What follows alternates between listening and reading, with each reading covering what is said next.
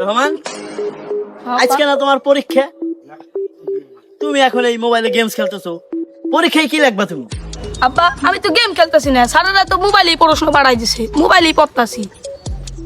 আরে কি যুগ যে আইলো, পোলা মানে পড়তে কইলেই কয় যে মোবাইলে পড়াশোনা হয়েছে, মোবাইলেই পড়ি।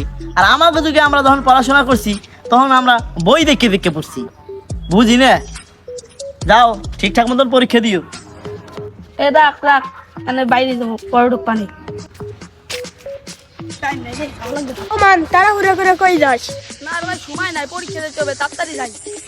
এই তুই খারাপ, পরীক্ষা দেওয়া লাগবে না। একটা নিয়ে বরিক বাজার একজন আমার লোক খারাপ হয়েছে, তারে দিস। তোর আমি গেমিং মোবাইল কিনে দেবো অনেক। ঠিক আছে ভাই, দেন আমি দিয়ে আসবানি। আচ্ছা ভাই, বাইকের চাবিটা দেন, আমি দিয়ে আসবানি। বাইক তো বাড়ি রেখেছি। তুই এই বয়সে যদি বাইক না চালাস তাহলে কবে চালাবি তুই? তোর আব্বার এখন বাইক কিনে দেবার কইস। আমার আব্বাই তো আমার বাইক কিনে দেবো না। আরে বেটা ইমোশন ব্ল্যাক মন করবি, কথা অনেক হয়েছে। তোরে যে কাম দিছে এই কাম করবে। আর একটা অঙ্ক হইলে তো 90 মার্ক পেয়ে যেতাম, এখন 80 মার্ক পাবানি। জয়, তোর পরীক্ষা কেমন হলো? স্যার আলহামদুলিল্লাহ ভালোই হয়েছে পরীক্ষা। তো যাক, তাতে ভালোই, তোর পরীক্ষা ভালো হলো। রহমানের কি খবর রে? ওকে দেখতেছি না যে। স্যার ও তো পরীক্ষা দেয় নাই, পরীক্ষার কথা বইলা বাড়িতে প্রত্যেকদিন এসে সিয়াম ভাইয়ের লগে যায়। এটা কোন সিএম? ওই যে আমাদের ছাত্র ছিল যে, ওই যে নেশা পেশা করতো, এখন মাদক সাপ্লাই দেয়, ওই সিএম? জি স্যার, আপনি ঠিক ধরছেন। এইগুলো কি ওর বাবা খেয়াল রাখে না? ছেলে কোথায় যাচ্ছে, কি করছে, পরীক্ষার কথা বলে বেরোচ্ছে ঘর থেকে, কি করছে বুঝতেছি না। যাক, ওর বাবার সাথে আমার কথা বলতে হবে। কোথায় গেল?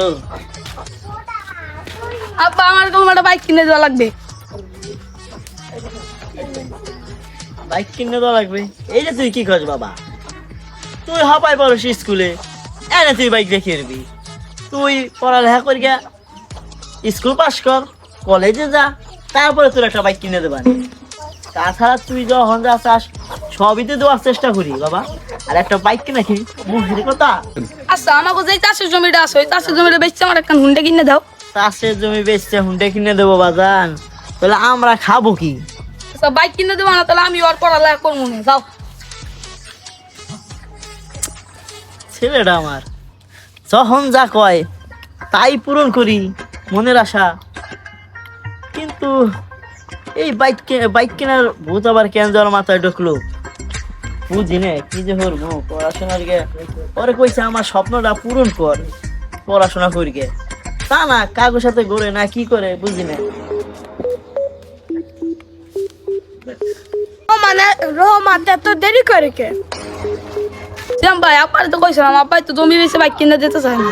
আব্বাই কইছে স্কুলে বড় সামনে বাইক দিয়ে কি করবি? কোনো সমস্যা না, বাইক আমি কিনে দেবো। তুই আমার সাথে চল, আজকে একটা অপারেশন আছে, সাকসেস হই তোর বাইক কিনে দেবো। আসলে ভাই চলেন।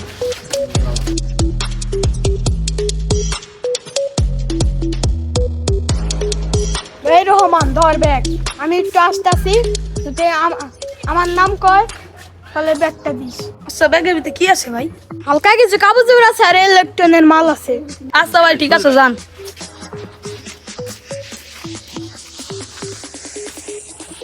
কি এত লোক আছে? আচ্ছা চল যাবা না কেন?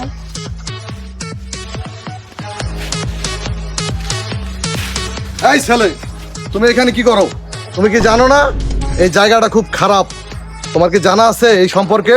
কোনো ধারণা আছে তুমি কোথায় দাঁড়ায় রইছো? একটা লোক আসবে ভাই, হে নিয়ে খাড়াই দিছে। তোমার ব্যাগে এইগুলা কি কি কথা বলো না কেন?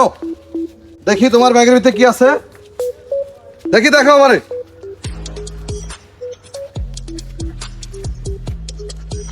বেশি কিছু তো নাই, অল্প কটা কাপড়। এই তোমার কাবুর চুবুর ভাই আমি জানি না ভাই। এই কত তোর লগে আরো কয়জন আছে? ভাই সিয়াম ভাই তো সিয়াম ভাইকে, তোর সিয়াম ভাইরে ফোন দে। রহমান ধরা খেয়ে গেল। এই তোর সিয়াম রে ফোন দে, নাম্বার ক, নাম্বার ক, নাম্বার ক। 017।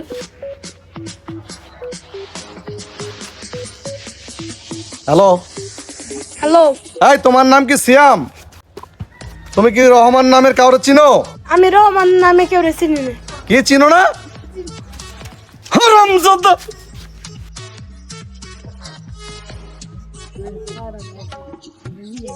আসসালামু আলাইকুম স্যার, কই যান স্যার? ভালো আছেন? আছি আলহামদুলিল্লাহ ভালোই। তো- কোথায় যাচ্ছেন? এই তো আপনার কাছে যাচ্ছিলাম, তাক আপনার সাথে দেখা হয়ে গেল। আমার কাছে হঠাৎ করে আবার কি মনে করে স্যার? আপনার কাছে যাচ্ছিলাম কেন, আপনার ছেলে রহমান আজকাল কি করে আপনি খেয়াল রাখেন না? আপনার ছেলে তো একদিনও পরীক্ষা দিতে আসে নাই, ও কোথায় যায়, কি করে, কার সাথে ঘুরে, এগুলো খেয়াল রাখেন কখনো? দেখছেন কখনো আপনি? কি কোন স্যার? চাচা সালে দেখলাম সিটি পুলিশে ধরে নিয়ে গেল। কি কও তুমি? স্যার আমার রহমান বলে পুলিশে নিয়ে গেছে, আরে আমি কি করবো? স্যার আপনি আমার সাথে একটু চলেন স্যার, আমি কিছু বুঝবো না স্যার, চলেন স্যার।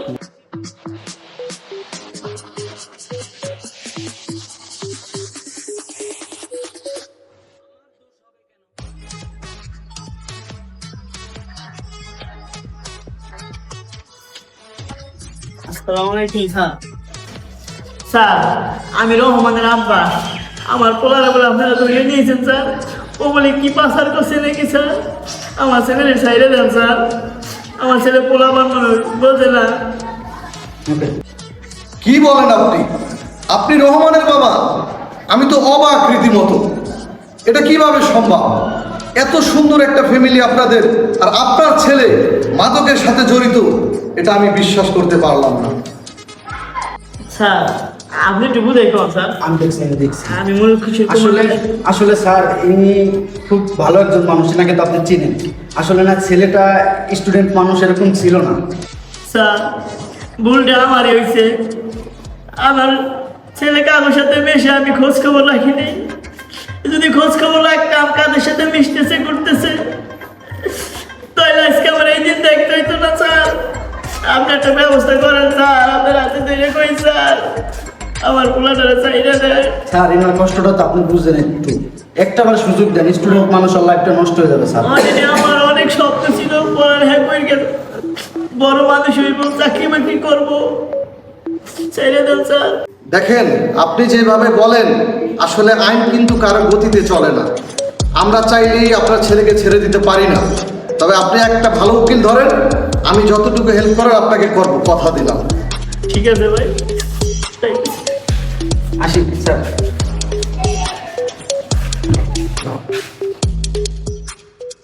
কেমন বাবা ছেলে সন্তানের খোঁজ খবর রাখে না।